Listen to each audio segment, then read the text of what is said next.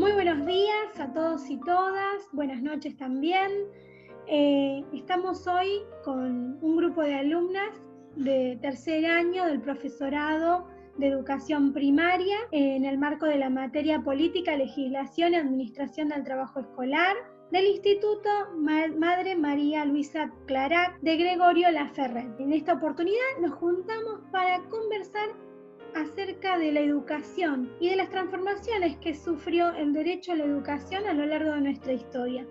Particularmente pienso que la educación abre puentes, traza caminos, también emancipa. Educar posibilita que los individuos seamos verdaderamente libres. Y en este sentido no puedo dejar de pensar que la elección por la cual yo llego a ser maestra de primaria responde justamente a que mis padres lo tenían como un valor primordial para la superación de cada uno de nosotros como hijos. Mis padres, ambos padres, no tuvieron la oportunidad de estudiar porque de muy chicos se vieron en la necesidad de trabajar. Mi padre en Viale, Entre Ríos, hijo de una familia numerosa, tuvo que salir a trabajar a los 9 años y no pudo más que hacer primero inferior. En el caso de mi madre, una extranjera, no tuvo acceso a la educación porque de hecho vino de su país a trabajar como mucama en una casa de familia. Pero siempre tuvieron algo en común, que la educación iba a ser una prioridad en la formación de sus hijas. Y aquí estamos, ¿no? Seguramente la educación tiene una significación particular en cada una de ustedes. Sí, profe, mientras la iba escuchando, más o menos viví lo mismo con mis papás. Mi mamá es de Santiago del Estero, mi papá de Tucumán, personas del campo, donde, bueno, sus padres, o sea, mis abuelos también, era prioritario el trabajo. Después, bueno, se vinieron a Buenos Aires, siguieron trabajando. Y a pesar de que ellos tienen hasta mi mamá segundo, mi papá hasta quinto, a pesar de no tener una educación terminada, que es, bueno, ni siquiera la primaria, reconocen y valoran en la educación, y eso es lo que siempre nos están impulsando a que con mi hermana podamos estar preparándonos. Y justamente yo elijo esta carrera porque me parece que da oportunidades cuando en ningún lado te dan oportunidades, ¿no? Es como abrir puertas, como decía usted, profe, es como un camino y es brindar una oportunidad a los alumnos, que eso es lo que espero poder hacerlo el día de mañana como docente. Bueno, en mi caso yo creo que la educación es muy importante porque el saber nos da poder para poder transitar la vida cotidiana, todo lo que tenemos que enfrentar, a pesar de venir de una familia que tal vez ni siquiera llegó a terminar el estudio primario, siempre se valoró mucho en la familia el estudiar. Mi mamá era ama de casa, mi papá policía, y siempre priorizó trabajar muchas horas para que a sus hijos no le faltara nada en el tema de educación. Siempre fue importante, siempre nos inculcó. Y la verdad que hoy que estoy más grande, yo puedo hacer lo mismo con mis hijos, inculcarles que tienen que estudiar para tener un futuro mejor. Como docente, futura docente, yo creo que mi intención es provocar en los niños el deseo de aprender. Esa frase tan linda que nos dice Felipe Merier. Exactamente.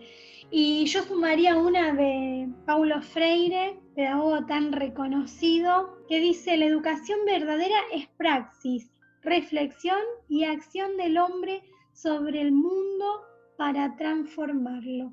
Y justamente si en algo hemos aprendido en este espacio es que el derecho a la educación es una verdadera conquista, que hoy gocemos de la posibilidad de estudiar a lo largo de toda la vida y en la extensión de todo el territorio nacional es una verdadera conquista. Sí, también si algo hemos aprendido durante este año en política, legislación y administración del trabajo escolar, es que la educación no fue siempre como la conocemos hoy. Es el resultado de luchas, de innumerables luchas de hombres y mujeres que identificaron en ella el futuro de las sociedades y en nuestro caso de nuestra amada nación argentina. Las primeras escuelas en nuestro país, según los registros históricos, datan de 1609 bajo la gobernación de Hernando Arias de Saavedra yerno de Juan de Garay y fundador de ciudades como Buenos Aires y Santa Fe. Ojo, no pensemos que eran escuelas masivas como las conocemos en la actualidad. Estudiar era un privilegio. De hecho, las escuelas fundadas en el gobierno de Hernán Díaz solamente asistieron 150 alumnos que se encontraban bajo la tutela de los jesuitas. Tenés razón, la Compañía de Jesús es una orden de clérigos católicos fundada por San Ignacio de Loyola en 1534, que se ocupó de procurar la educación y la evangelización del Nuevo Mundo a través de estas distintas misiones que iban asentando a lo largo de todo el territorio. Su labor en el campo de la educación verdaderamente merece un reconocimiento. Es así que por más de un siglo y medio la educación fue responsabilidad de distintas órdenes religiosas, principalmente los franciscanos, los dominicos y los jesuitas, que al misionar impulsaban la educación y la evangelización de manera paralela. Pero esa educación era para unos pocos, como dijo Camila. Es por eso que los gobernantes intentaron ampliar la instrucción a más personas y, por ejemplo, los cabildos comenzaron a sentar ciertas normas para ello. Proveían fondos públicos para el alquiler y ambientación de casas destinadas a esta tarea, que debían admitir un número de estudiantes, e incluso podían acceder a este servicio quienes contaban con los certificados de pobreza que el mismo cabildo emitía. Se cobraba 1 peso para leer y 2 pesos para aprender a leer, escribir y contar. 1 peso por leer y 2 por leer, escribir y contar, parece poco hoy, pero en aquella época era una verdadera inversión. Menos mal que todo cambió. En 1853, la Constitución Nacional legitima el derecho a estudiar como un derecho común. Es decir, que más allá de la clase social a la que pertenecías, si tenías la posibilidad de acceder a una escuela, podías estudiar. Bien decís, Mel, si tenías la posibilidad, porque eran muy pocas las escuelas. Es cierto, por eso, aunque Domingo Faustino Sarmiento represente uno de los personajes más polémicos de la historia nacional, no podemos dejar de reconocer su obra tan trascendente en favor de la educación. Sí, él consideraba que el secreto del progreso estaba en la educación del pueblo.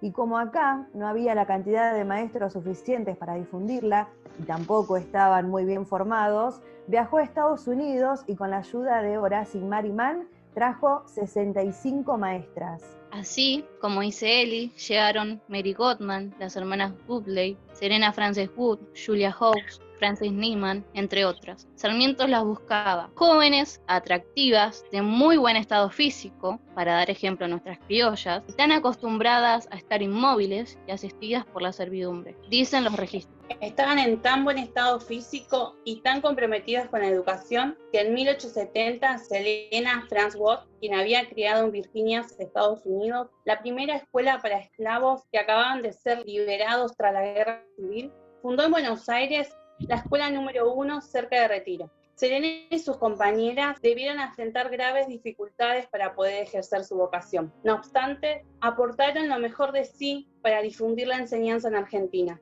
Lamentablemente murió apenas unos años después, tras ser víctima de la epidemia de fiebre amarilla. Cuánto protagonismo de la mujer en la educación. Y hoy nos encontramos nosotras, estudiando esta maravillosa profesión, pero elegida para todos los niños y niñas de nuestro país, no para unos pocos.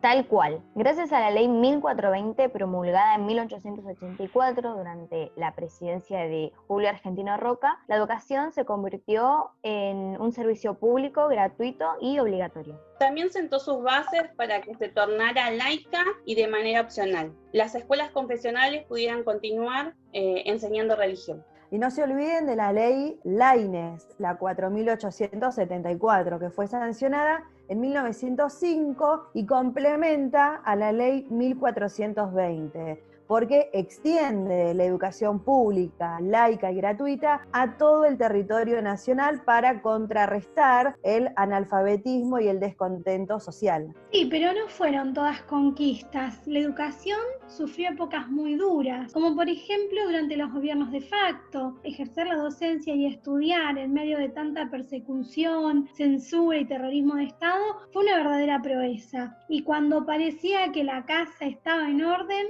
nos invadió invadió la lógica del mercado y con la reforma de los 90, otra vez un golpe para el sistema educativo, bajo una federalización, la descentralización, el financiamiento, la competencia y desigualdad entre las distintas jurisdicciones, la mercantilización de la educación, entre otros. Otra vez la educación fue castigada en nuestro país. ¿Qué quiere, profe? Si bajo la ley 24.195, la educación se toma como un derecho individual. Algo bueno para los que tenían plata, pero para aquellos que no contaban con esos recursos, lo sufrieron bastante. Y sí, el financiamiento debido a la descentralización, el incremento de la desigualdad y la injusticia social, la mercantilización de la enseñanza disimulada bajo el manto de un supuesto federalismo. Bueno, chicas, paren con tantas pálidas. La ley 26.206 resignifica el derecho a la educación y lo legitima como un derecho individual, social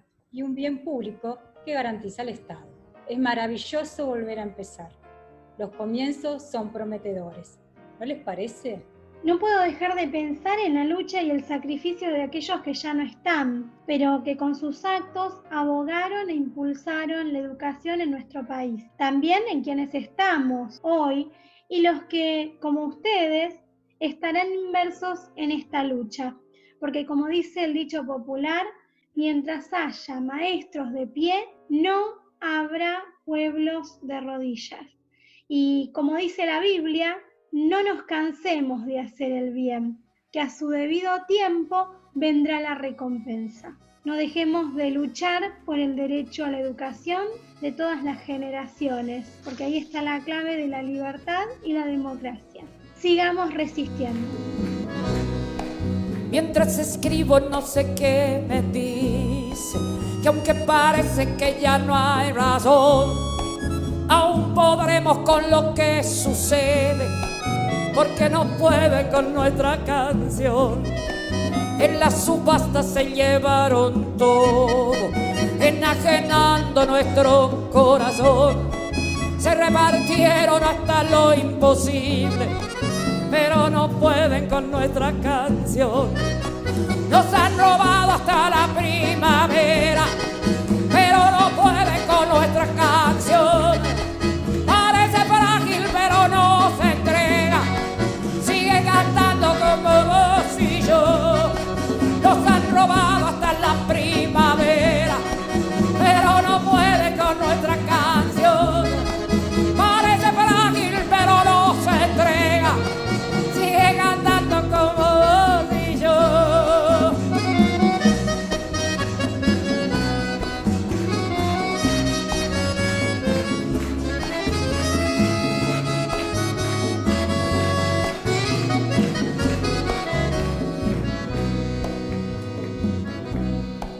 Ella resiste porque la memoria, ella resiste como vos y yo. Ella desnuda nuestras alegrías, nos hace libres desde el corazón. Se vuelve viento para no callarse, se vuelve grito cuando dice no, se vuelve mansa para nuestros hijos, es voz de aquellos que no tienen voz. Nos han robado hasta la primavera, pero no pueden con nuestra